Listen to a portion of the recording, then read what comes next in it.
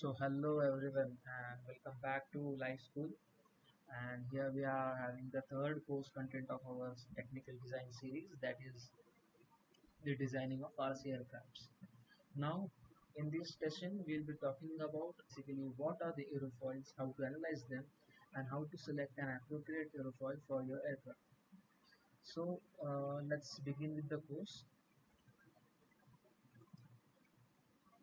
Then first of all, I would like you to know that the aerofoil shape is not just used for the wing, but also it is used for many things such as propeller blades, turbofan blades, turbine blades, and their use at every point is just to get lift or to generate torque, basically to create a pressure difference between two surfaces.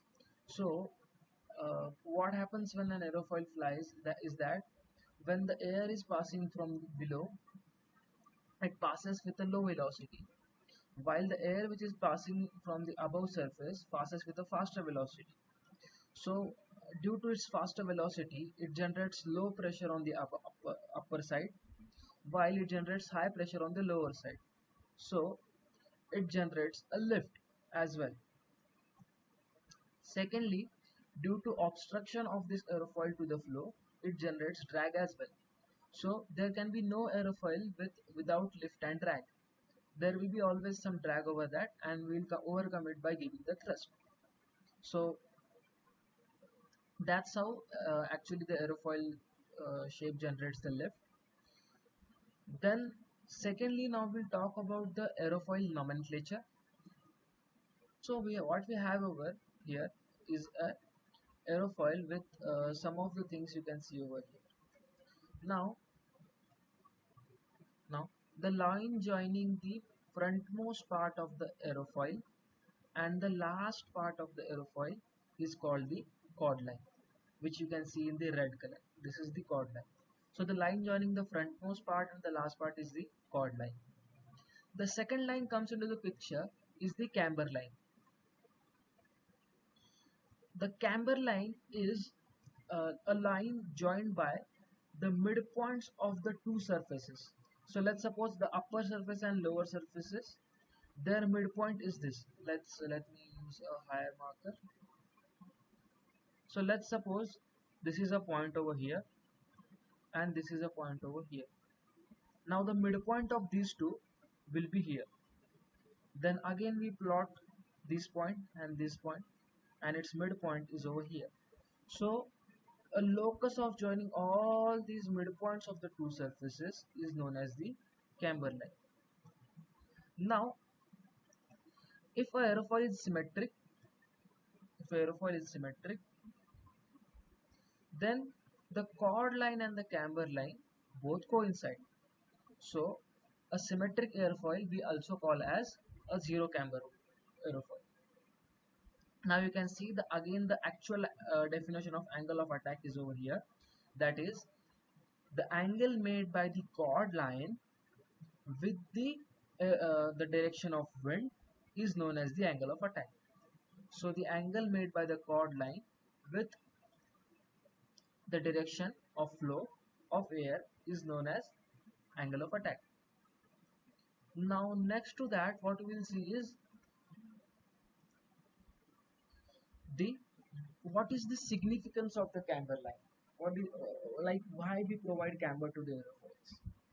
Now basically camber gives us more lift at lower angle of attacks. For example, you can see over here there are two foils.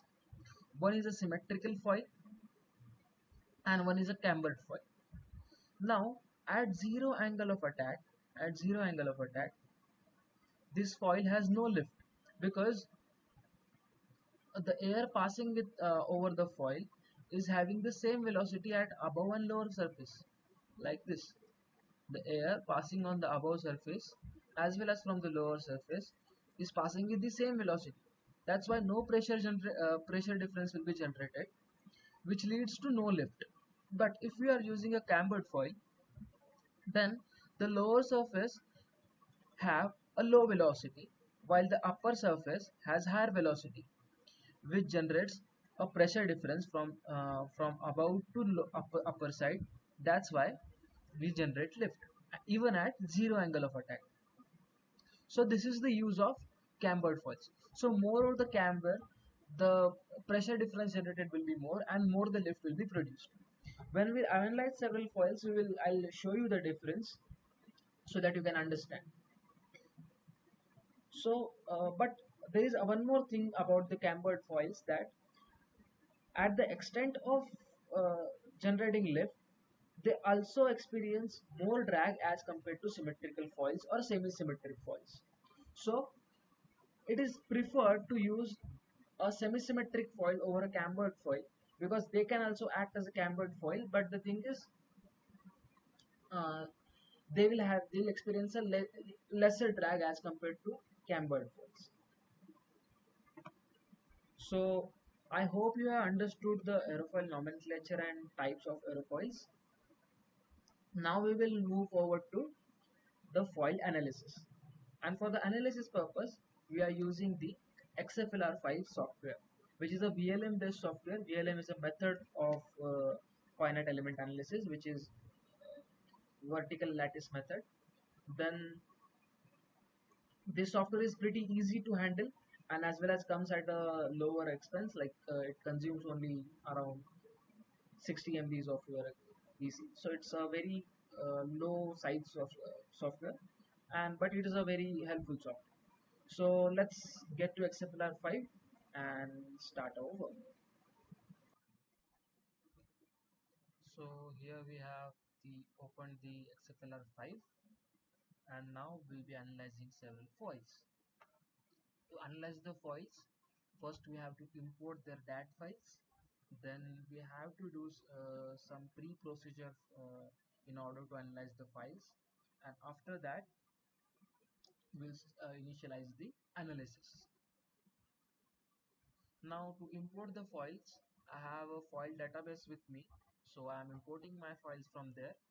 If you want to import that files, you can download them from the internet. The site name is aerofoilstool.com. I am repeat myself that the site name is aerofoilstools.com. I'll also mention its link in the description. Now let's I have some foils in my mind for this project.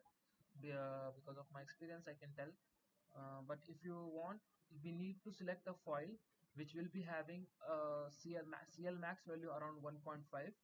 So that will be our foil that we are going to use. So for that we'll select one foil. Now to see where you have got the foils, you need to go to direct foil design. So you can see over here that we have got our three foils with the name, the Anderson Spica, the MVA, and the N11. So these are the three foils I have sorted, and maybe we'll find our solution around these foils. So let's stick to this analysis, and let's start the procedure for the let's start the procedure of analysis. Now before going to analysis, we need to do some things that will make the foils to makes the foil easy to analyze. That is, the first one is normalize the foil, then derotate the foil so its chord line will be on the axis, so that while we are going for analysis, it will be analyzed properly. Then we need to increase some data points over that, and to increase the data points we have a setting called refine globally. Here we'll use 120 as number of panels, and we'll select all. Then after this, we need to set the end gap. Now end gap is not for Anderson Spica, it is 0, so we have set the end gap. Now let's similarly procedure this foil. Normalize it first, then derotate the foil, we have derotated it. Then increase the number of data points, refine globally.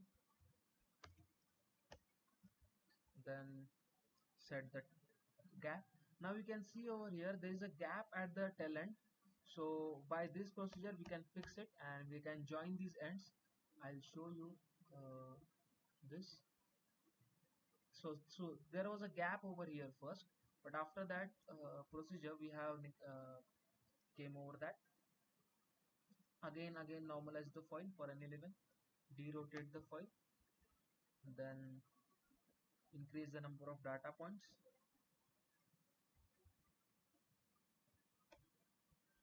then again set the T gap is 0. Now the foils are ready for analysis, and from here onwards we'll go for analysis. To analyze the foil, let's go to X foil direct analysis. So this is X foil direct analysis page, that how it looks like. For analysis, let's go to analysis part, select multi-threaded batch analysis. Why I prefer multi-threaded batch analysis is you can analyze several different foils at a time in this thing. So it's a very easy way to, and like we can save time as well as speed of our computer can be adjusted. So it's a really good way to analyze foils this way. So now foil list will be imported. So just click on the foil list and we select all. Okay. Right now I'll be having over here is Reynolds number 10,000 to 9 lakh. Actually, we don't need till 9 lakh, but in order to converge our results, I have taken this much big number. We operate around max 3 to 4 lakh Reynolds number. That's it. We don't go into the turbulent region. So that's how we are going to operate actually. But to analyze, like to converge the results, we have to take this much. After that, I'll mention you the several different things. This is your minimum Reynolds number that you're going to analyze for. This is your maximum Reynolds number that you're going to analyze for, and this is the increment in that, which means that your foils will be analyzed for Reynolds number 10,000, 15,000, 20,000, 25,000 with increment of 5,000. You can increase the increment by 10,000 as well. So your foils will be analyzed for 10,000, 20,000, 30,000, like that. After this, let's get back here. Uh, Here is the range of angle of attack for which you want to analyze the foils. So I am selecting minus 10 to 15 degree. This is also again for converging the results, and actually we operate from maximum minus 1 to 5 degrees, but yet if we analyze foils for this much only, we won't get converged results. So that's why I'm using minus 10 to 15 degree with an increment of 0.5 degrees in each case. So that's how we're gonna analyze. Basically these things will increase the accuracy of your results. So it's okay if we spend time in this, because this is something which will be a very sound uh, kind of results that we can get from this. So, and this thing over here, that the maximum number of threads, it is for defining the number of cores that you want to allow your computer to use. So if you are using 4 cores, then all your cores will be used by the computer to analyze the files. So that's how the analysis could be done more faster. But if you are using only single core, then the analysis will be very slow, so which will be like uh, hour or a half an hour will take for just 1 to 2 files. So that's why I am referring you to use all the 4 cores, and from that you can do the things. So after this settings, we can just start the analysis.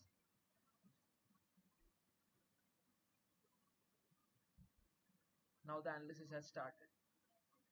A few moments later. Okay, now you can see that the foil analysis is completed. But now I'll show you that this thing this all these graphs, all the three foils have been analyzed, and this curve indicates all the three graphs at a time. Now I'll show you how to separate each one and observe each one and judge them. So let's begin that procedure again. Now this is the current polar. You need to go to right click, then you should use current foil, then show associated points only. So from here you will see the polars that will be connected only to Anderson's Pika. Now as we are talking only about Anderson's Pika, so we'll see the polars which are connected to it. Now we can see that the maximum CL max of this foil is 1.5. You can see over in this XY coordinate, you can see this is the XY coordinate for there. You can see as if I move the cursor that it is at 12 degrees it is 1.5 max, and after 12 degrees it is decreasing. So we can say that 12 degrees is the stall angle for the foil and CL max is 1.5. Now this CM versus alpha gives you a variation of how the pitching moment of the aircraft, like the pitching moment, varies with the angle of attack. So this is the variation of pitching moment with angle of attack. Then this is the variation of CL from the leading edge towards the trailing edge. So this is the variation of CL. That this pitching moment should be gradual. It should not be abrupt pitching moment, because then the plane stability will be affected. Then the CL versus X drop. This is a variation of CL, like the coefficient of lift from leading edge towards the trailing edge. This graph shows this, and the CL versus CD is showing you the ratio of CL, like at what angle of attack we should operate actually. So it is you can see that it is having a peak at around 2 degrees, I think 2 degrees. It is 1.5, 1.6. So it is around 2 degrees we have a peak. So it is optimal to fly this foil at 2 degrees. Now again we'll check for N11. So we have to click right click current foil, show on the associated polars. So here you can see the CL max value is 1.4 for this foil, and it is again at angles 11.6, 11 degrees I think. Yeah, so it is again at 11 to 12 degree, 11 degrees to the more north. And the second thing is uh, there is a slight variation in the pitching moment as we are at alpha 0 to 1, and again it is having a negative thing. So this foil is not that good at pitching, but it is the CL variation is very gradual from tip to trailing edge. So it's a good foil in the CL, but it has a lower coefficient of lift. Let's check out the last foil that we have, that is the NVA 227. Now current foil, show all associated points. Now you can see that now you can see that the foil